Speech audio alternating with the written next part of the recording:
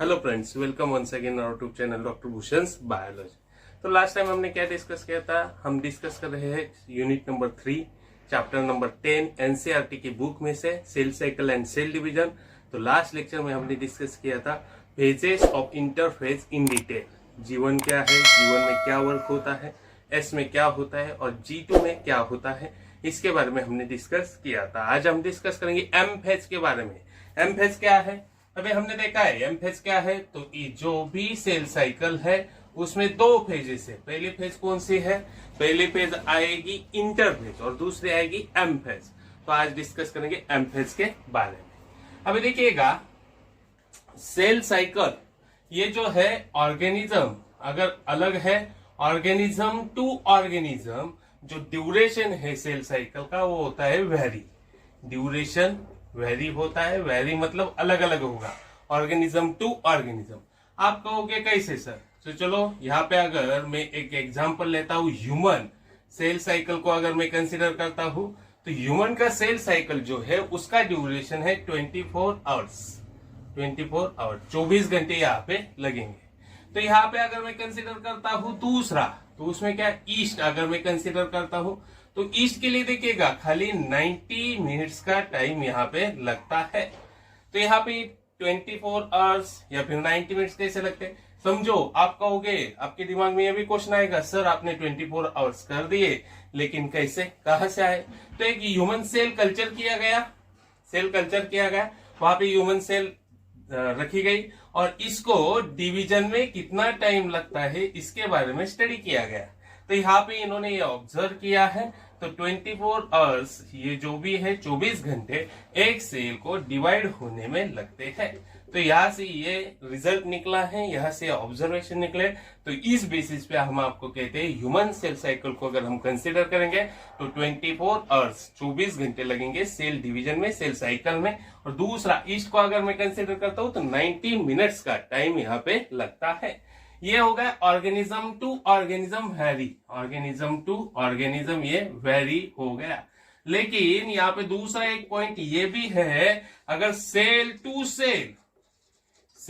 Cell भी ये very होता है, सेल टू सेल भी ये वेरी हो सकता है। तो समझो एक एग्जांपल ले लेंगे आरबीसी और डब्ल्यूबीसी का। तो आरबीसी और डब्ल्यूबीसी का अगर हम एग्जांपल लेते हैं, समझो कुछ ऑर्गेनिज्म या फिर ह्यूमन सफर हो गया, डिसीज हो गया, तो वहां पे किसी डिसीज का अगर अटैक होता है उसके ऊपर तो तुरंत ही आरबीसी या वहां पे तुरंत ही WBC white blood cell form हो जाती है, व्हाइल आरबीसी फॉर्म होने में थोड़ा टाइम लगता है। तो हम यहाँ पे कहते हैं ये टाइम पीरियड भी वेरी होता है, ड्यूरेशन वेरी होता है, सेल टू सेल भी वेरी हो सकता है। यहाँ पे ऑर्गेनिज्म टू ऑर्गेनिज्म वेरी हो सकता है या फिर सेल टू सेल यहाँ पे वेरी हो सकता है। आपको यहाँ से ध्यान में रखना है, एनसीईआरटी की बुक में ये दो एग्जांपल लिए हैं। सबसे पहला एग्जांपल दिया है ह्यूमन सेल साइकिल जो कि 24 आवर्स जो कि 24 घंटे का है, और ईस्ट का एग्जांपल दिया है जो है 90 मिनट्स का। ये आपको ध्यान में ही रखना है। अभी देखिएगा एम फेज क्या है उसके बारे में हम डिस्कस करेंगे। यहाँ पे ये दो पॉइंट आपको ध्यान में ही रखने हैं। अभी ये क्यों आपको बताए, लेकिन एम फेज जब भी हम यहाँ पे डिस्कस करेंगे तो आपको ये पॉइंट पता होने जरूरी है। अभी एम फेज हमने कहा था, M phase stands for mitosis phase as per NCERT, NCERT की बुक में दिया है। इसको हम कहते हैं माइटोसिस फेज। यहाँ पे क्या होता है? Actual cell division. जहां पे क्या होगा? एक्चुअल सेल डिवीजन इस फेज में होता है, एक्चुअल सेल डिवीजन यहाँ पे होता है। तो एक्चुअल सेल डिवीजन मतलब क्या होगा यहाँ पे? तो यहाँ पे सबसे पहले एम फेज जो स्टार्ट होती है, स्टार्ट कहां से होगी? कैरियोकाइनेसिस से, कैरियोकाइनेसिस से स्टार्ट होगी। और एंड कहां पे होगी? एंड कहां पे होगी? साइटोकाइनेसिस के ऊपर, साइटोकाइनेसिस। तो अभी क्वेश्चन ये भी रेज होगा है, सर आप कैरियोकाइनेसिस बोल रहे हो, आप साइटोकाइनेसिस बोल रहे हो, इसका मतलब क्या होता है?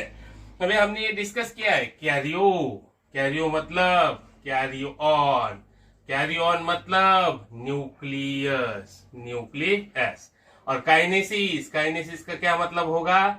डिवीजन, न्यूक्लियस डिवीजन, जिसको हम कहेंगे न्यूक्लियर डिवीजन जहां पे होता है उसको हम कहेंगे कैरियोकाइनेसिस। वाइल साइटोकाइनेसिस क्या है? साइटो मतलब क्या है? साइटोप्लाज्म। काइनेसिस मतलब डिवीजन। तो साइटोप्लाज्म का जहां पे डिवीजन होगा उसको हम कहेंगे साइटोकाइनेसिस। Start with karyokinesis. सबसे पहले न्यूक्लियर डिवीजन होगा, उसके बाद एंड कहां पे होगा? साइटोकाइनेसिस, मतलब उसके बाद होगा साइटोप्लाज्म का डिवीजन। तो ये आता है माइटोसिस में। अभी एक्चुअल माइटोसिस में क्या होता है उसके बारे में भी देखेंगे। ये आपको तो समझ में आ गया कैरियोकाइनेसिस एंड साइटोकाइनेसिस के बारे में।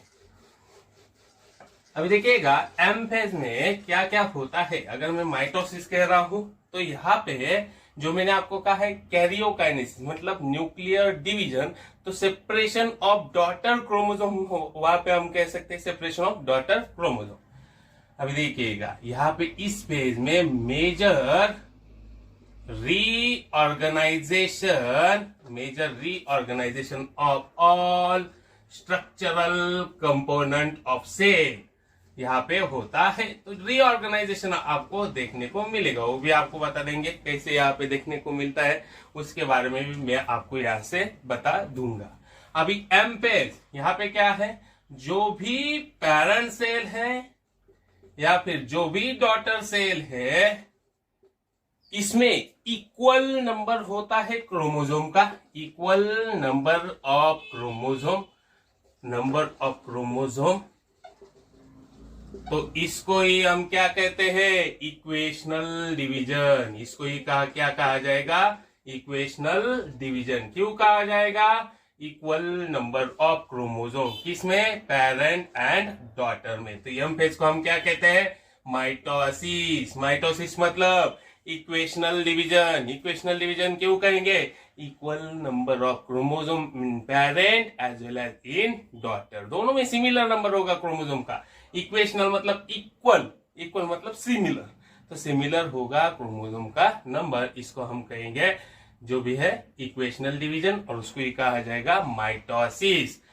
अभी देखिएगा इक्वल नंबर ऑफ क्रोमोसोम मतलब समझो यहाँ पे पेरेंट्स में अगर 24 है तो डॉटर में भी कितने होंगे? 24 नंबर ऑफ क्रोमोसोम। तो इसको हम कहेंगे इक्वल नंबर ऑफ क्रोमोसोम।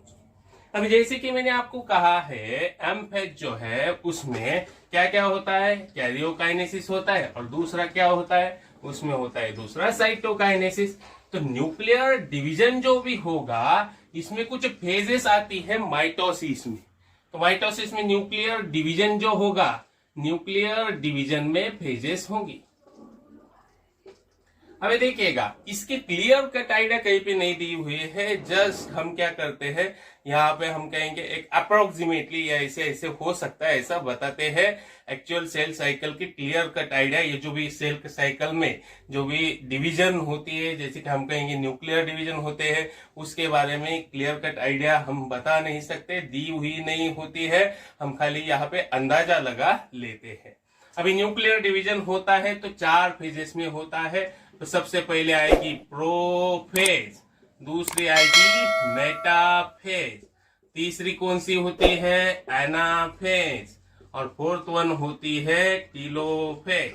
ये चारों फेजेस आएगी न्यूक्लियर डिवीजन में। हम क्या कहते हैं देखिएगा, हम यहाँ पे कह रहे हैं एम फेज, माइटोसिस फेज जिसको कहेंगे, जिसको हम कहेंगे इक्वेशनल डिवीजन हो रहा है, उसकी कैरियोकाइनेसिस जो होती है उसमें 4 फेजेस आते हैं। सबसे पहले हमने बता दी prophase, metaphase, anaphase and telophase, ये चारों फेज। अभी यहाँ से एक आपको बता दूं, ये सीक्वेंस में आना ही जरूरी है। सीक्वेंस बहुत इंपॉर्टेंट है, नीट में क्वेश्चन पूछा गया है इसके ऊपर, तो आपको ध्यान में कैसे रखना है? P MAT. अभी देखिएगा यहाँ पे लॉजिक्स कैसे है। P स्टैंड्स फॉर, आपको लॉजिक देता हूं, मेरे एक टीचर थे, वो प्रोफेसर, उनका नाम था मते, प्रोफेसर मते।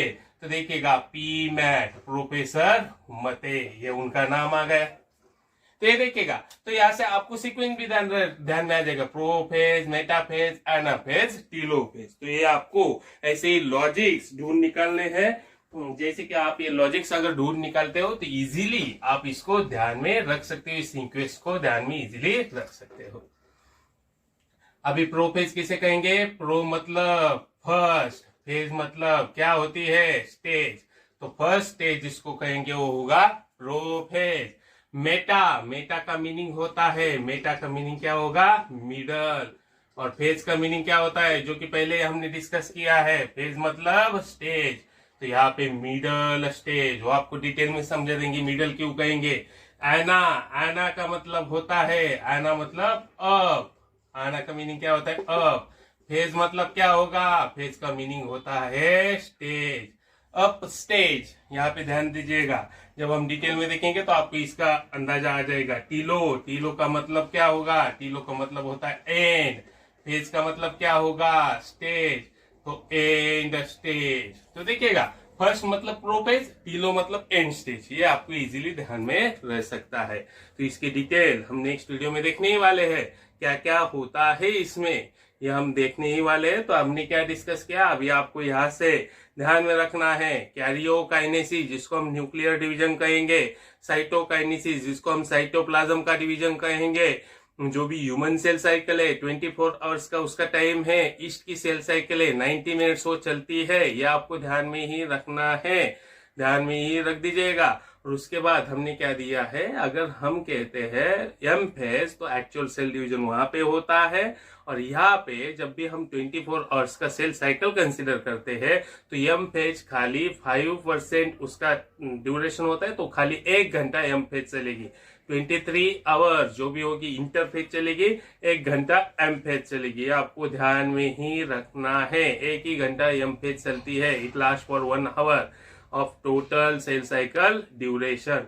और उसमें हमने कहा था major reorganisation of all structural component of cell, ये क्यों कहा था, क्योंकि एक क्वेश्चन आ गया था नीट में, उसमें यस फेज में ये सेंटेंस दिया हुआ था। तो ये यस फेज वाला सेंटेंस नहीं, ये किसका सेंटेंस है, यम फेज वाला है।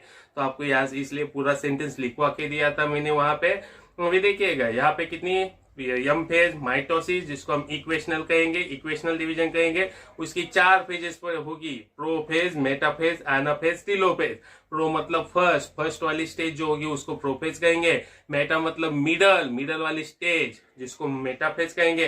एना मतलब अप, अप वाली स्टेज जिसको एनाफेज कहेंगे।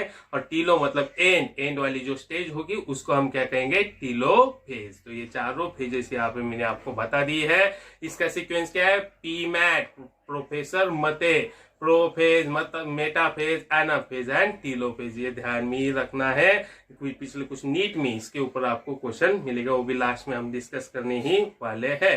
तो आज का वीडियो जो है एम फेज के बारे में आपको बता रहा है। इसके बाद हम डिटेल में प्रोफेज, मेटाफेज, एनाफेज और टीलोफेज, इनको फर्स्ट में मिडल, अप एंड एंड क्यों कहते हैं उसके बारे में हम डिस्कस करेंगे। Thank you.